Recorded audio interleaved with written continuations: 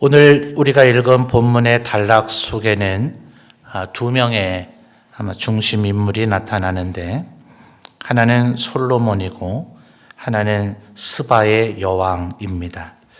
먼저 스바의 여왕에 대해서 조금 살펴보고 생각해 본다면, 그가 결국은 솔로몬의 지혜를 한번 들어보고자 이 이스라엘 예루살렘까지 온 것이죠.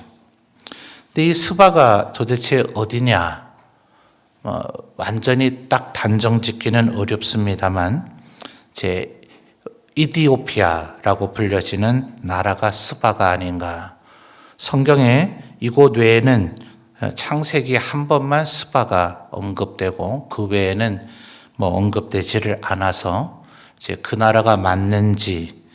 그러나 오늘 우리가 이 말씀 속에서 스바에서 가지고 온 물품들, 이런 것들이 생산지가 어디냐, 이런 걸 볼 때 바로 그 에티오피아 바로 앞에 약간 동북방으로 사우디아라비아 반도의 제일 최남단 예멘이라고 하는 나라가 있습니다.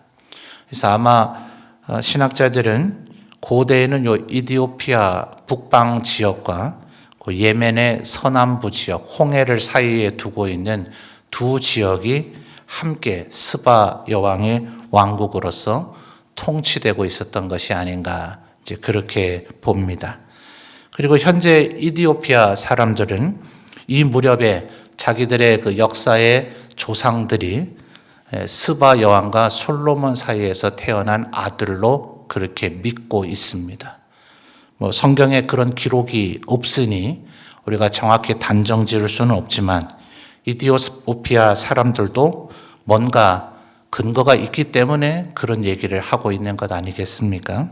그리고 결국 유대인들의 일부가 지금 이디오피아로도 이제 이주를 해서 이제 바벨론 멸망 이후에 소위 신약 시대의 디아스포라라 불려지는 유대인들이 전 세계에 많이 있잖아요. 그래서 외형적 모습은 흑인입니다. 그런데 요즘은 이제 소위 이 DNA 이런 것까지도 검사할 수 있는 기술이 발달이 돼서 이제 부모의 자식이 맞느냐, 또 아마 여러분도 인터넷 어떤 사이트에 들어가면 여러분 속에 있는 어떤 그런 혈통이 어느 지역 사람이 몇 프로 이런 식의 것들을 볼 수가 있는데, 그러니까 이디오피아 사람들 중에 일부는 유대인의 그 혈통적 특성이 흐르고 있는 이들이 있다 그래요. 과학적으로도 어느 정도 증명이 된 얘기라 합니다. 그래서 그들 스스로가 자기들은 100% 순수 혈통의 유대인은 아니지만,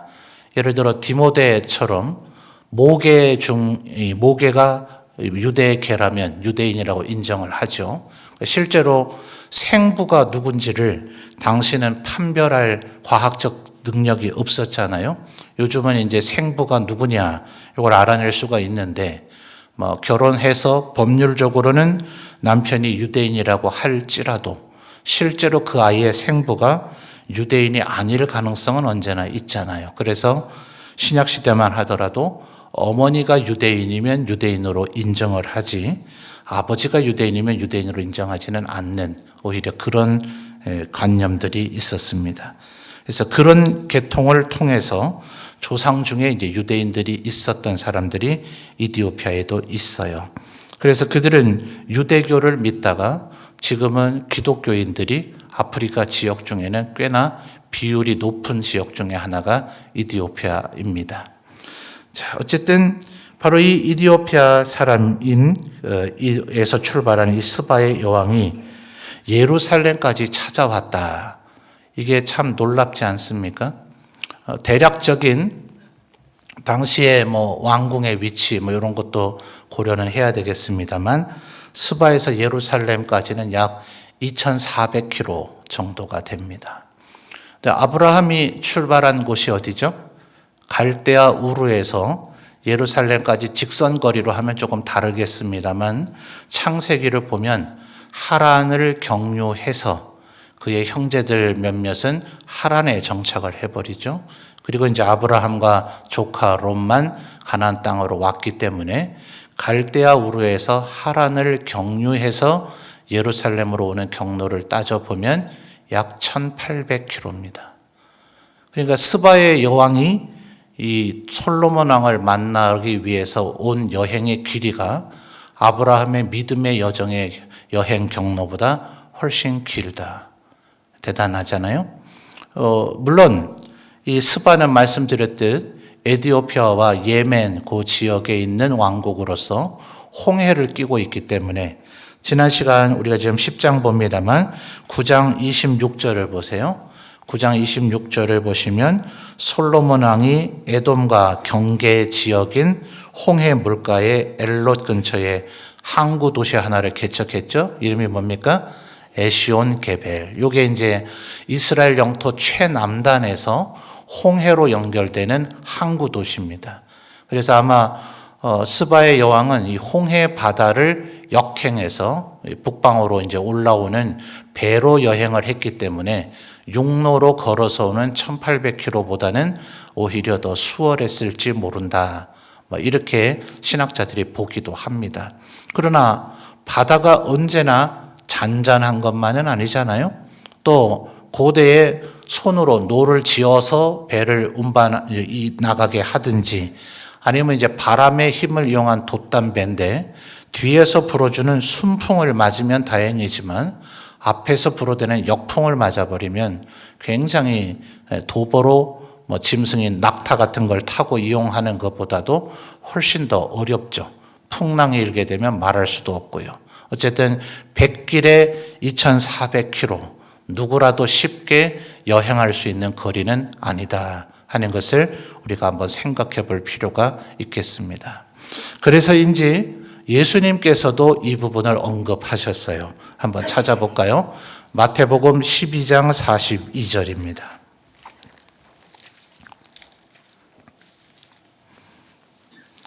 마태복음 12장 42절입니다.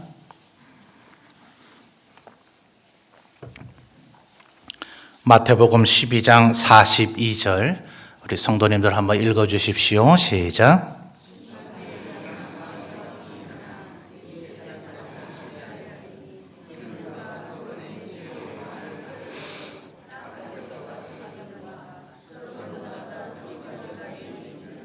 아멘.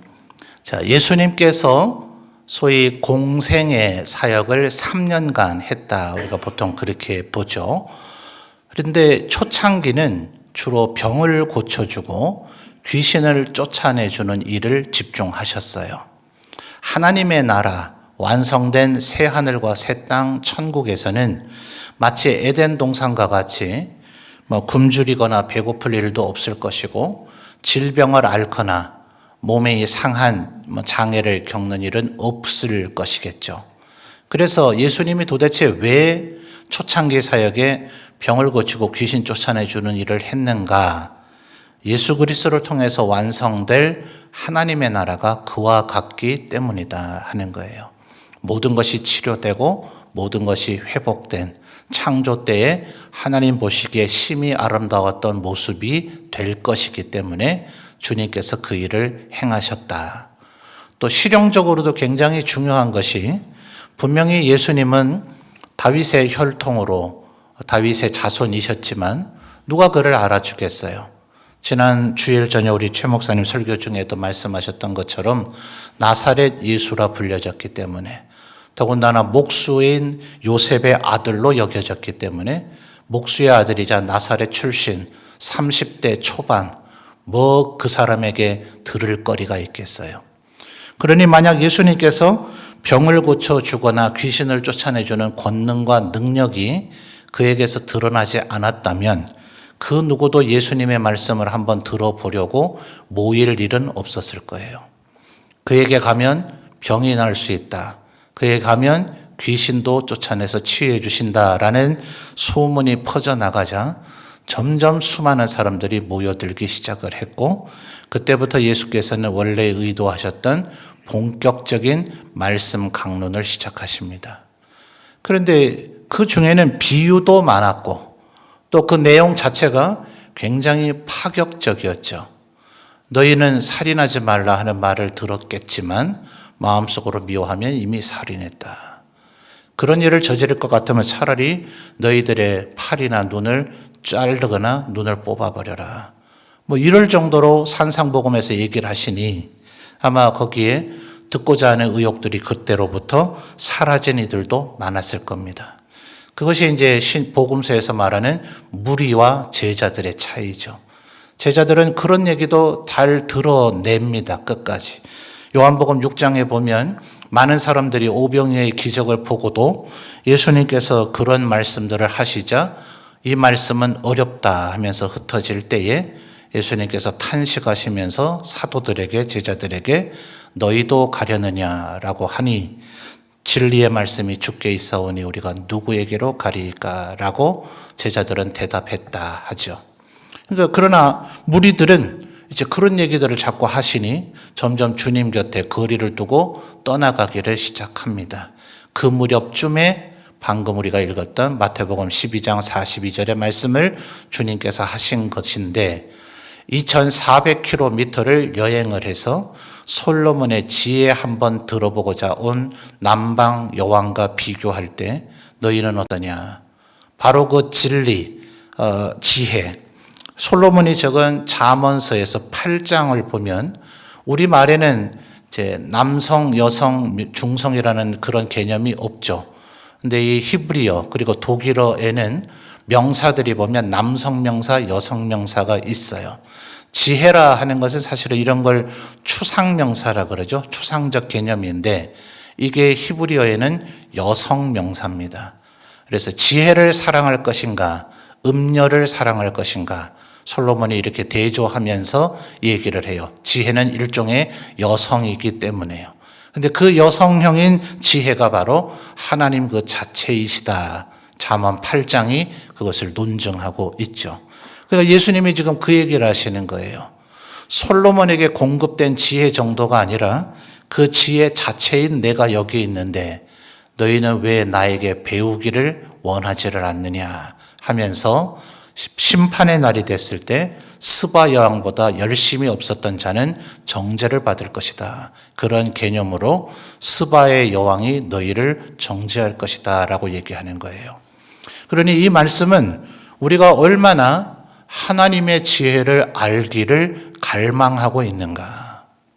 여러분 굉장히 분주하고 복잡하고 또 피곤한 삶을 살고 있으시겠습니다만 여러분 왕은 언제나 외적의 침입을 방어해야 되고 내부의 반란을 언제나 견제해야 되죠. 그래서 어느 귀족이 쿠데타나 혁명을 일으켜서 내 왕위를 뺏을지도 모르고 또 내 친척이 왕족 중에 하나가 나를 쫓아내고 왕이 되려고 할지 모르기 때문에 그들을 언제나 견제하고 감시해야 됩니다. 그래서 왕은 수도를 비우는 일이 거의 없습니다. 왕궁 밖으로 나가는 일조차도 엄격히 금기시됩니다. 다만 정말 꼭 필요한 일이 있을 때에는 자기가 비운 왕궁을 수비하고 자기의 왕권을 지켜줄 만한 정말 믿을 만한 사람을 거기에 세워 나와야 됩니다.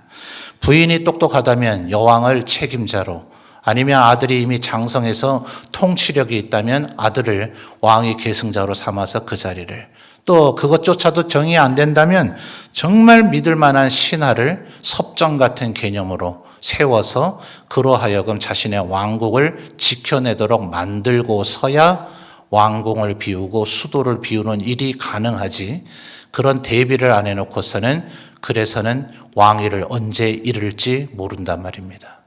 그러면 편도 여행이 2400km면 왕복이면 4800km입니다. 아마 하루 이틀이 걸리지 않았길래 스바 여왕에서 솔로몬의 아들이 태어났다라는 일화가 있을 정도 아니겠어요? 이 정도의 기간을 비워놓는다면 스바의 왕권이 어떻게 될까 염려해야 될 정도입니다. 여러분 이 정도의 열심을 가지고 지혜의 근원이신 하나님을 찾아오려는 열정이 여러분에게 있습니까? 또 스바의 여왕은 빈손으로 오지 않았죠. 이건 단순히 무슨 컨설팅 듣고 카운셀링 해서 지혜를 들은 그런 값을 치르려는 게 아닙니다. 그 지혜를 들을 수 있음 자체가 얼마나 감사하면 솔로몬 왕에게 드리려고 예물을 가져왔다. 여러분 언제나 기억해야 될 것은 그래서 예배의 핵심 요소 중에 하나가 말씀 듣고 찬양하고 기도하는 것이라고만 생각하겠지만 예물을 드림도 예배의 핵심 요소 중에 하나입니다. 제가 교회 재정이 부족해서 이 얘기를 하는 게 아닙니다. 교회 재정을 과도하게 살찌울 이유도 없고 우리 성도님들이 감사하는 마음으로 드린 예물이 하나님 보시기에 바르게 정당하게 사용되면 될 일입니다. 교회가 돈 없어서 못할 일도 없고 돈 많다고 해서 꼭 교회가 은혜롭고 건전하게 되는 것도 아닙니다. 그러니 목사는 교회 재정을 튼튼하게 하고자 하는데 오늘 살펴보겠지만 솔로몬 왕도 마찬가지요. 거기에 사로잡힌 자는 이미 멸망의 길에 들어선 것입니다. 그러나 교회 재정이 좀 필요해서 하는 얘기가 아니라 스바의 여왕이 솔로몬 왕을 만나러 올 때에 드리는 예물을 철저하게 준비했다 하는 것을 기억하셔서 여러분이 하나님 앞에 이 스바의 여왕, 예수님이 지금 얘기하신 거 아니에요? 이 정도로 지혜에 대한 열망이 있는가? 하나님을 예배하고자 하는 열망이 있는가? 하나님 앞에 제대로 된 예배와 경배를 드리고자 하는 마음이 있는가 하는 것을 우리가 한번 생각해 볼 필요가 있겠습니다. 자, 10장 1절을 다시 한번 좀 여러분이 읽어 보실까요? 10장 1절입니다. 시작.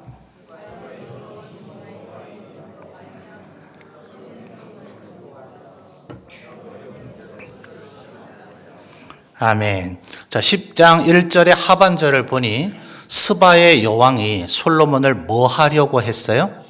예, 시험하려고 했습니다. 자, 여러분이 볼 때에 이 스바의 여왕의 시험에 솔로몬이 합격한 것 같습니까? 합격하지 못한 것 같습니까? 한번 답해 보세요. 합격했어요? 못했어요? 이게 이렇게 어려운 문제입니까? 합격했죠? 그렇죠? 저기 6절과 7절 하반절을 보면 내가 친히 당신을 본즉 7절 내가 그 말들을 믿지 아니하였더니 당신에 대한 소문을 못 믿었었단 말이죠. 뭐 그리 똑똑하려고 했는데 이제 와서 친히 본즉 내게 말한 것은 뭐예요? 절반도 못 되니 당신의 지혜와 복이 내가 들은 소문보다 더하도다. 그러니 스바의 여왕의 시험에는 솔로몬이 합격을 한 것이 분명합니다. 합격한 정도가 아니라 감탄을 했겠죠. 그러니 그의 품에 안겨서 아이까지 갖게 되었겠죠. 그럴 정도로 솔로몬의 지혜에 감탄을 했다. 자, 누구 때문에 이렇게 된 겁니까? 누구 때문에요? 자, 이 11개를 적은 사람은 정확히 누군지는 모르나 아마도 예레미야일 것이라고 본다 그랬죠.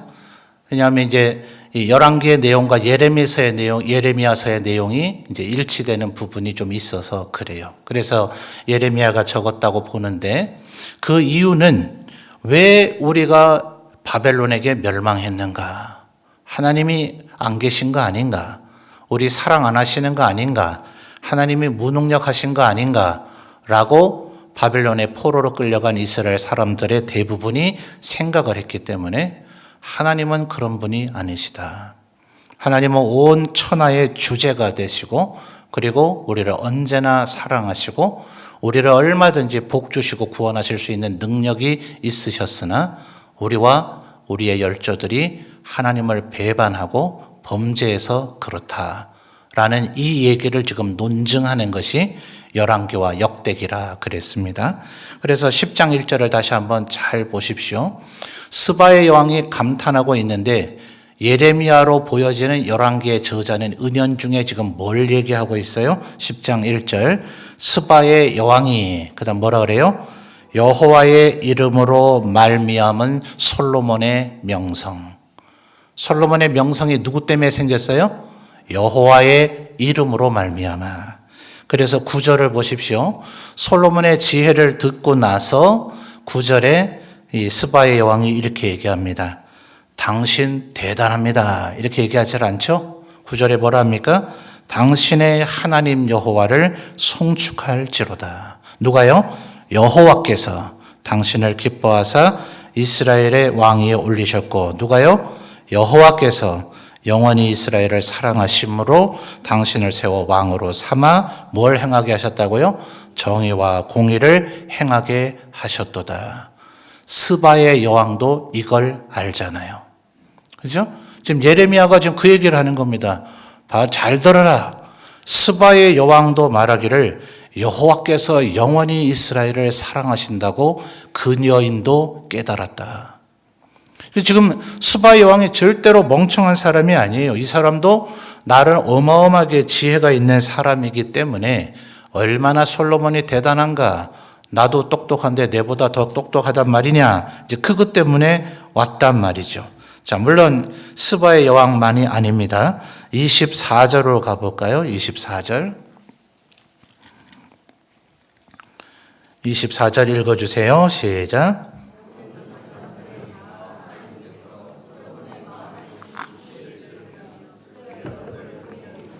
아멘.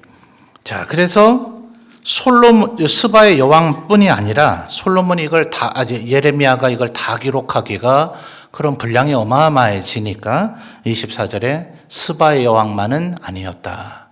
이때에 온 세상의 사람들이 다 와서 솔로몬의 지혜를 듣기를 원했다. 자, 보면 10장 1절로 다시 돌아가서 보시면 결국 뭘 시험했습니까? 10장 1절에 어려운 문제로 그를 시험했다. 이게 뭘까요? 도대체 무슨 얘기를 했을까요? 근데 여기서 지금 그 내용이 적혀 있진 않죠. 그래서 유대인들에게는 탈무드라고 하는 책이 있어요. 이 구약 성경을 근간으로 해서 성경에 일일이 기록되지 않은 그런 얘기들이 그럴싸한 과연 설교 시간에 탈무드 얘기들을 자꾸 들려드리는 게 유익한가 아닌가 조금 갈등이 되기는 합니다. 예를 들면 최초로 술 취하신 분이 누구예요? 노아가 나오죠. 노아가 홍수 심판 이후에 술이 취해서 얼마나 취했는지 아랫도리를 벗은 것조차를 스스로 느끼지 못해서 만취해서 쓰러져 주무셨다.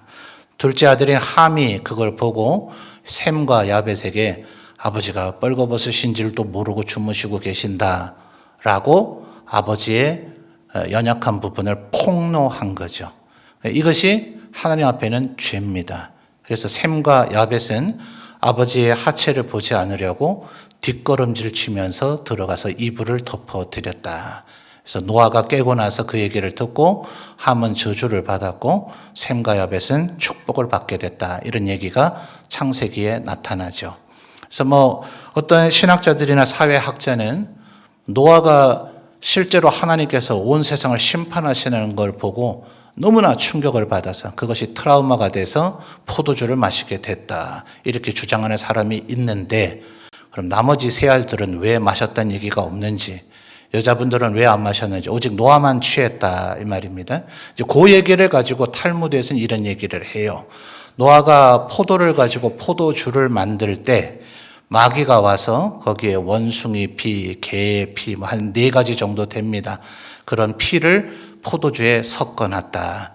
그래서 사람들이 술 마시고 취하면 원숭이처럼 까불기도 하고 개처럼 짖기도 하고 돼지처럼 더러운 데 뒹굴기도 하고 또 뭐처럼 다른 사람을 물거나 공격하기도 한다. 이런 식의 스토리들이 탈무드에 있어요. 교훈이 좀 있기는 한데 동화에 가깝고 외경도 그런 수준들입니다. 그래서 정경이 되지 못하고 이제 외경이 된 것인데, 탈무드에 보면 요 1절에 어려운 문제가 뭔지에 대한 몇몇 얘기들이 나와요.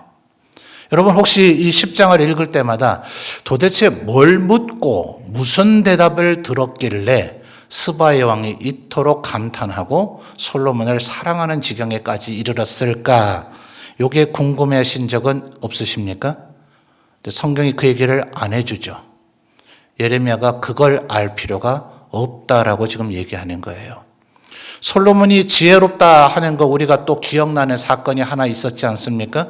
지금까지 들어왔던 열왕기 얘기 중에 뭐가 있었어요? 두 여인이 각각 아이를 낳는데 그 전날 밤에 한 아이가 죽었다. 그래서 각자 어머니라고 주장하는 얘기. 참 중요하죠. 부모를 찾아주는 얘기이고 한 아이의 운명이 걸린 얘기니까 너무나 중요하죠. 그런데 그 두 어머니가 뭐 하는 분들이셨어요? 창기였어요. 뭐 그리 중요한 얘기라고 그것을 예레미야는 기록을 했을까요? 여러분, 솔로몬 왕에게 하나님께서 지혜를 주신 이유가 뭐였습니까? 내가 이 왕 노릇한다는 게 너무나 두렵습니다. 그래서 지혜를 주십시오라고 개역 성경에서는 지혜라고 되어 있던 것을 우리 개역 개정으로 하면서 그 지혜의 의미인 듣는 마음이라고 그것을 번역을 바꿔놨어요. 저는 아주 잘했다고 봅니다. 하나님의 음성을 듣는 마음, 백성들의 이야기를 듣는 마음이 있어야 되죠. 일단 듣고자 하는 마음이 없으면 그 사람의 내면의 소리를 듣지를 못해요.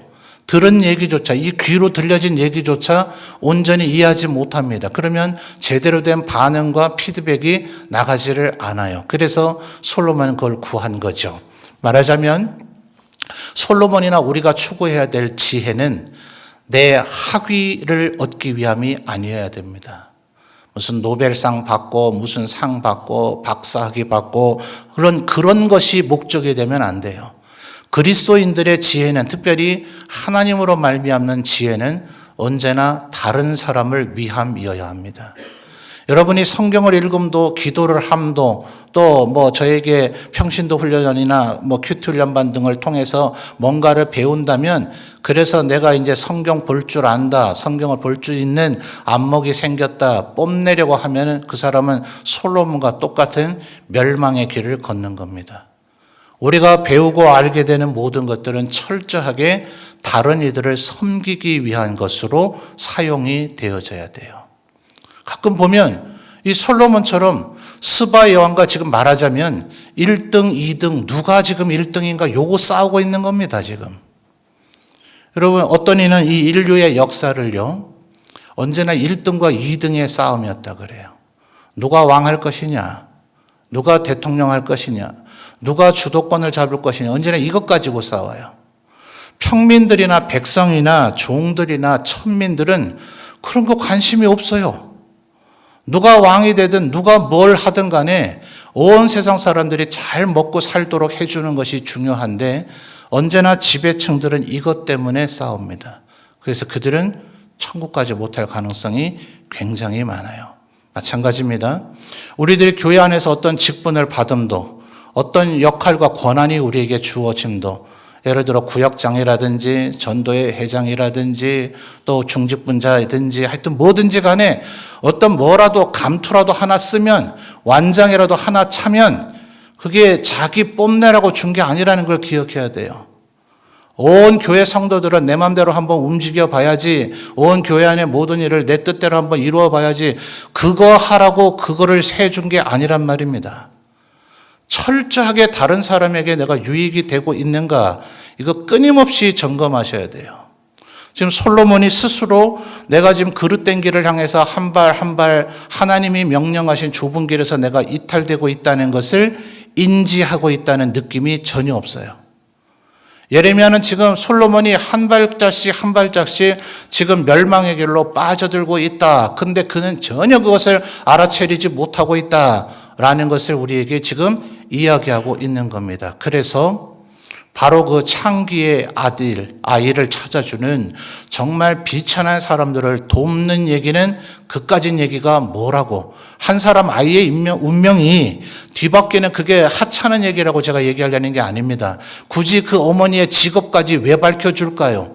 그럴 정도로 고대의 법정에서 창녀들의 아이가 누가 그의 아이인가를 판결해주는 판결 자체가 아예 열리질 않아요. 그런 사람들의 재판은 받아주질 않습니다. 어찌 감히 왕 앞에서 그것을 왈가왈부합니까? 미천한 우리 조선시대 일품에서 구품, 종 1품에서 구품하면 종 9품에서 18단계 저 말단 사람이 판결해 줄까 말까 할 그 정도 수준밖에 안 되는 판결거리란 말이에요. 누가 그걸 왕이 친히 재판을 해 줍니까? 예레미야가 지금 3장과 10장을 그렇게 대조해 주고 있는 거예요. 이런 지혜, 가장 비천하고 힘없고 연약한 아이들을 위해서 사용되는 지혜가 하나님께서 주시기를 원했던 지혜이지, 스바의 여왕과 네가 잘났냐 내가 잘났냐 뽐내는 것이 하나님께서 주신 지혜가 아니다 하는 거예요. 자, 여러분 지금 보고 계시는가 모르겠습니다만 10장을 보면 그로 말미암아 어마어마한 물질적 부가 생겼다는 것이 계속 언급이 됩니다. 자, 이 스바의 여왕도 10절에 보니까 금 120달란트를 바쳤어요. 자, 11절부터를 보면 오빌에서부터 금을 실어 온, 11절 오빌에서부터 금을 실어 온 누구의 배들이요? 히람의 배들이래요. 근데 26절, 저기 9장 26절 다시 한번 보십시오. 아까 설명했듯이 이스라엘의 최남단 에시온 게벨에서 솔로몬이 무역 선단을 만들었어요. 그래서 26절 솔로몬 왕이 에돔 땅 홍해 물가의 엘롯 근처 에시온 게벨에서 뭐 했다고요? 배들을 지은지라. 그러면 9장 26절을 보면 이 배는 누구의 배입니까? 솔로몬의 배죠. 근데 예레미야는 지금 솔로몬의 배라고 얘기하지 않아요. 물론 27절에 히람이 자기 종 곧 바다에 익숙한 사공들을 솔로몬의 종과 함께 그 배로 보냈다 하니까 실제로 이 배의 실무진들, 항해사 이런 사람들이 필요하거든요. 거대한 배일수록 정말 전문 지식이 있는 사람이어야 그 배를 제대로 움직일 수 있는데 이스라엘은 굳이 해양 무역 같은데 아직 눈 돌릴 시간이 없었어요. 출애굽에서 모세와 여호수아로부터 가나안 땅에 정착을 해서 그로부터 400년 동안 사사기 시대가 열려서 언제나 외적의 침입에 방어하게 급급했고요. 또 사무엘, 사울, 다윗 시대까지 블레셋과 싸우느라 전전긍긍했지 언제 외국에다가 배를 띄울 엄두가 못 났단 말입니다. 그러니까 이제 비로소 솔로몬 때 함대를 만들었는데 실제 두로와 시돈, 이 히람 왕은 언제나 무역으로 먹고 살았던 사람들이에요. 그들의 원래 근거지가 두로와 시돈이 아니라 지중해 섬에서 그들도 블레셋인들처럼 해양으로 해안가에 이주해 온 사람들입니다. 애초부터 무역으로 먹고 살았던 사람들이라서 이들의 도움을 얻어서 이제 무역을 시작한 건데 예레미야는 지금 평가절하하죠. 11절에 누구의 배라고요? 그건 히람의 배지 솔로몬 네 배냐? 지금 예레미야가 그렇게 얘기하는 거예요. 12절 13절을 보니까 거기서 얻어온 백단목, 그 다음에 요 백단목을 보면요, 요즘 우리 비파와 수금의 관현악들 가운데 금관악기, 목관악기라는 게 있잖아요. 그렇죠?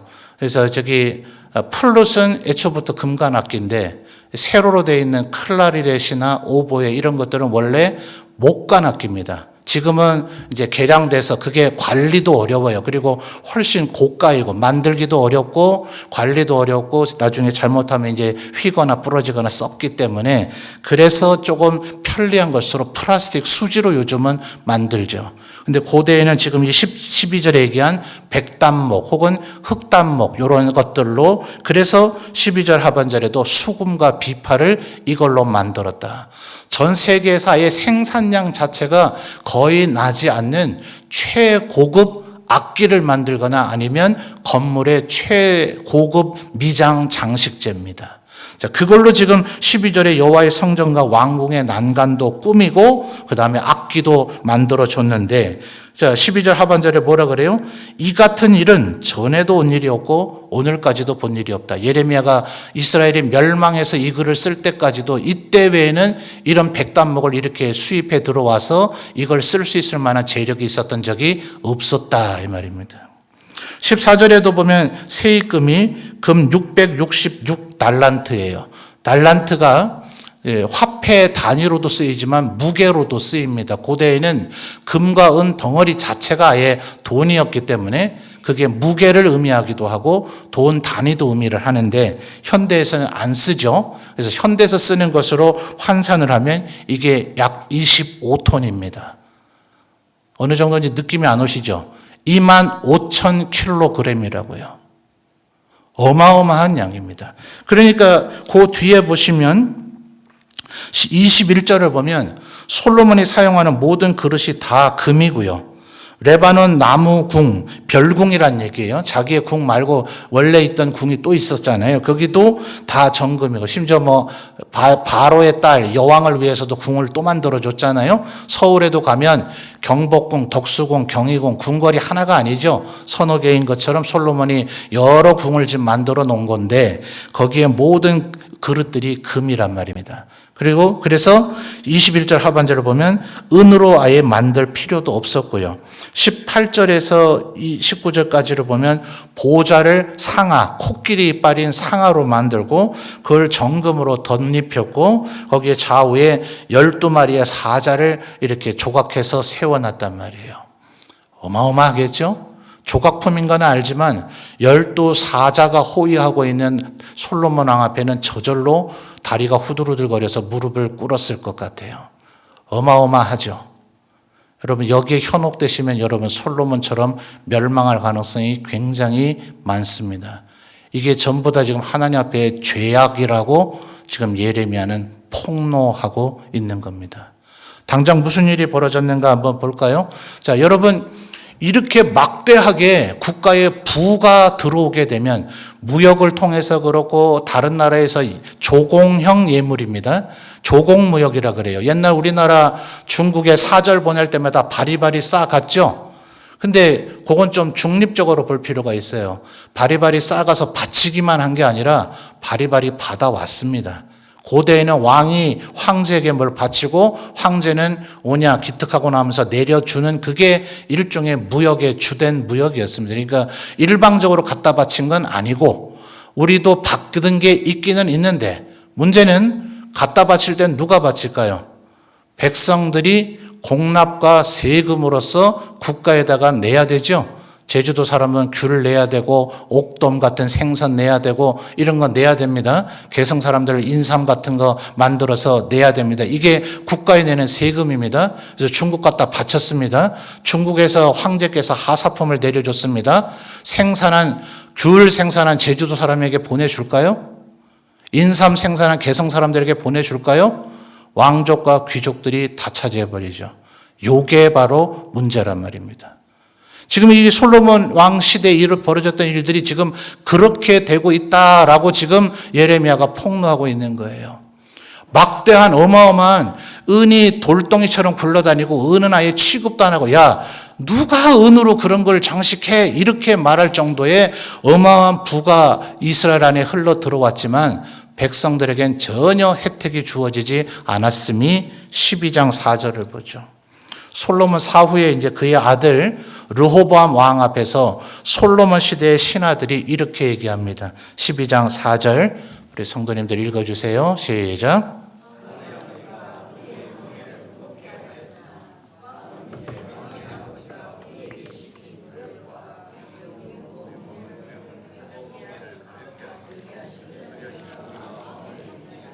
아멘. 자, 아까 말씀드린 금 666달란트 25톤 25,000kg의 금을 온 백성들에게 골고루 나눠줬었더라면 어떤 일이 벌어졌을까요? 솔로몬 왕이여 만세수를 하옵소서. 왕이 우리를 다스리는 동안 우리는 전 세계 그 어떤 나라보다도 우리는 풍요로운 삶을 살았나이다 감탄하지 않겠어요?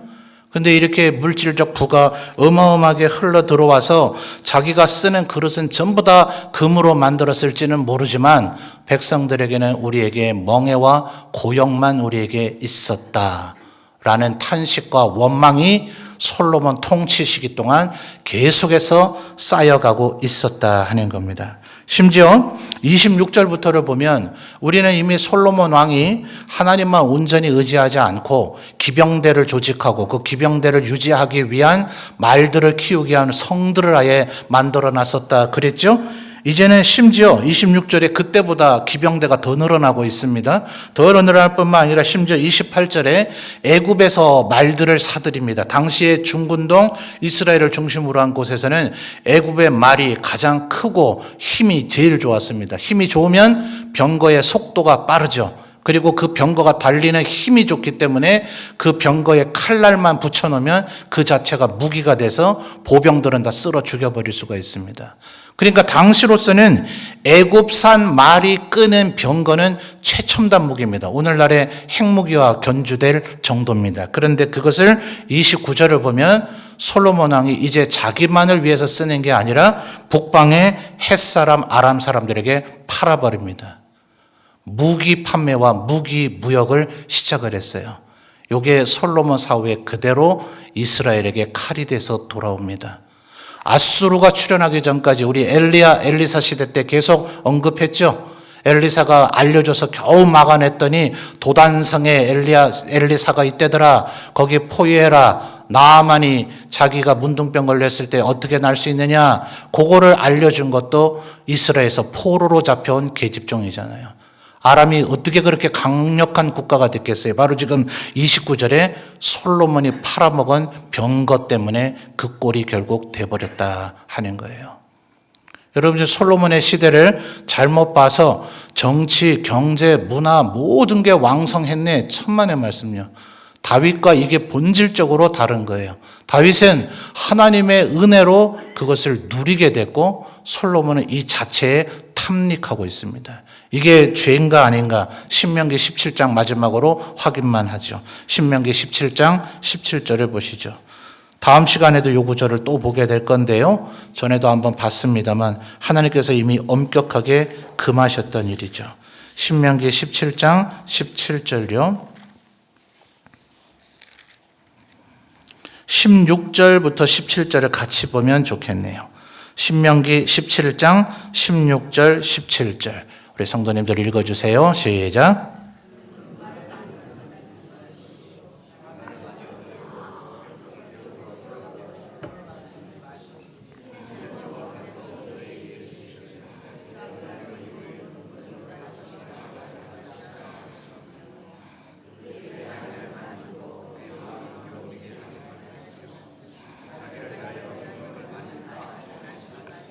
아멘.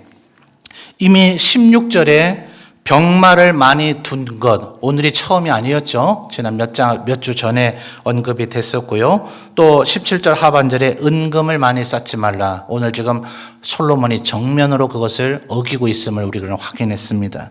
그리고 다음 시간에 17절 상반절에 나오는 아내를 많이 두어서 어떤 폐단과 멸망의 길로 가게 되는가를 살펴보게 될 것입니다. 하나님께서 이미 엄격하게 금하셨던 거죠. 그래서 신약 성경에서도 많이 얘기하고 있죠. 돈과 하나님을 겸해서 섬길 수 없다. 돈을 사랑함이 일만하게 뿌리가 된다. 그러면 하나님의 백성과 예수 믿는 우리는 언제나 거지와 가난한 자로만 살아가야 합니까? 그건 아니죠. 지금 문제는 돈의 노예가 되어져 가고 있다고 하는 것이고 자신만을 위해서 배불리고 있다는 것을 지금 얘기하고 있는 겁니다. 어떤 이들은 아직 믿음이 연약해서인지 아니면 욕심 때문인지 하나님 앞에 아직 11조 생활을 못하는 이들도 있습니다. 우리 교회는 다른 어느 교회보다 11조 헌금을 하시는 비율이 엄청 높은 교회입니다. 제가 왔을 때 그 부분을 보면서 감탄을 했습니다. 제가 이전에 섬겼던 교회도 우리 교회 성도들만큼 11조 생활을 하는 분들의 비율이 높은 교회는 제가 못 봤습니다. 그래서 더 이상 제가 우리 교회에서는 헌금 얘기를 아예 할 필요가 없겠다라는 생각을 했는데 요즘은 그거조차가 안 하는 사람들도 있습니다. 혹시 이 자리에 계시면 말라기서에서 다른 헌금에 대해서는 하나님이 일체 헌금하지 않습니다. 주정 헌금을 안 하든 건축 헌금을 안 하든 선교 헌금을 안 하든 감사 헌금을 안 하든 하나님은 거기에 책망하지 않습니다. 오히려 억지로 하지 말고 자원하는 마음으로 하라고 얘기하실 뿐입니다. 그러나 11조를 바치지 않으면 하나님의 것을 도적질한다고 말라기 선지자는 분명히 경고했다는 사실을 기억해야 합니다. 그런데 문제는 나머지 10분의 9가 어떻게 해야 되는가? 11조 생활을 잘 하시는 성도들도 10분의 1 하나님께 드렸으니 10분의 9는 내 마음대로 써도 된다는 의식을 갖고 있는 분들이 의외로 제법 많습니다. 11조를 하는 이유가 뭔가? 이 10가지가 모두 다 주님으로부터 온 것임을 아까 10장 1절에서 뭐예요? 여호와의 이름으로 말미암은 솔로몬의 명성임을 우리의 행위로서 고백하는 겁니다. 심지어 루터는 말하기를 지갑이 이 돈을 넣는 것이 지갑이죠. 지갑이 회개하지 않은 자는 진실로 회개했다고 볼 수가 없다. 그러니까 우리의 삶에 필요한, 우리의 삶에 공급되는 모든 것이 하나님으로부터 왔다는 것을 고백하는 거예요. 그래서 11조 예배를 하나님 앞에 드린 후에 나머지 10분의 9는 어떻게 써야 되는가? 자신의 삶이 지금 너무나 하루하루가 급급한데 남을 향한 자비와 선행을 하라고 절대로 얘기하지 않습니다. 먼저는 자신의 삶이 건강하게 유지되도록 쓰시면 됩니다. 그 절대로 죄악이 아닙니다. 또 너무나 과도하게 지나쳐서 자기를 위해서 조금 쓰는 것은 크나큰 죄를 저지른 줄 알고 고행적인 삶을 살고자 하는 분들도 있습니다. 굳이 그렇게 하실 필요는 없어요. 그런데 문제는 향락과 사치로 가는 길이 어디가 경계선인가? 없습니다. 요것까지는 내가 누려도 되고 요것까지는 나를 위해서 써도 되고 하는 게 선이 없어요.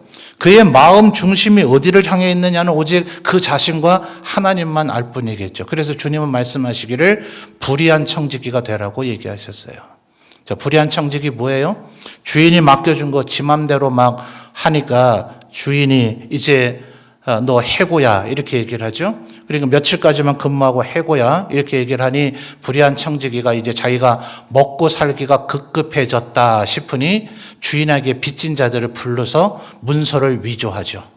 빚을 깎아줍니다. 그 사람들은 막대한 혜택을 받아요. 그러면 이제 이 사람이 쫓겨난 이후에 내가 당신 때문에 빚을 많이 줄어들게 됐으니 내가 도와드릴게요. 이런 일이 되지 않겠느냐. 그런데 그 주인이 그러면 이 사람 당장 체포하고 감옥에 넣어야 되잖아요.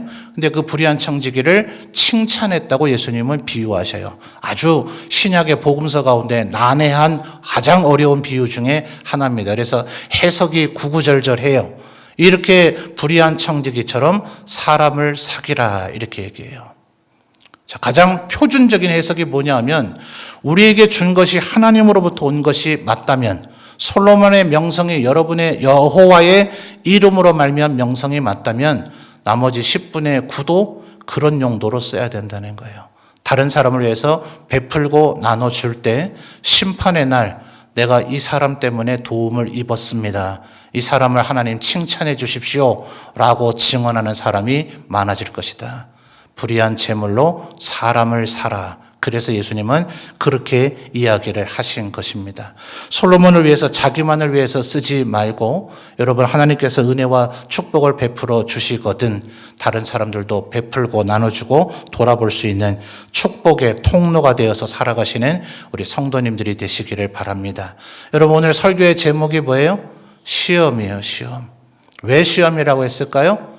스바의 여왕의 시험에는 솔로몬이 합격했는지 모르지만 하나님께서 스바의 여왕과 솔로몬이 뭔 짓거리 하고 있나를 지금 지켜보고 계세요.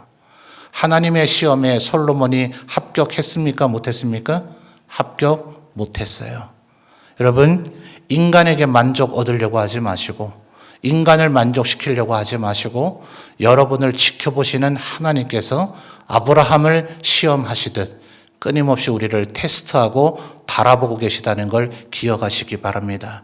다니엘서를 보면 벨사살 왕이 나라가 망해가고 있는데도 불구하고 바로 이 성전에서 빼앗아온 그 금그릇 그것으로 술을 마시며 온갖 신들을 찬양할 때에 하나님의 손이 벽에 나타나서 썼죠. 메네메네 데겔 우바르신 저울에 달아보니 더 이상은 안 되겠구나. 하나님께서 언제나 우리를 지켜보고 계심을 기억하여서 나에게 있는 지혜가 나에게 있는 부가 또 그 외에도 하나님께서 내게 주신 모든 은사가 언제나 하나님의 영광과 다른 사람을 위해서 쓰라고 주신 것임을 기억하며 힘을 다해 더욱 섬기는 삶을 살아가시는 우리 모든 성도들이 되시기를 바랍니다.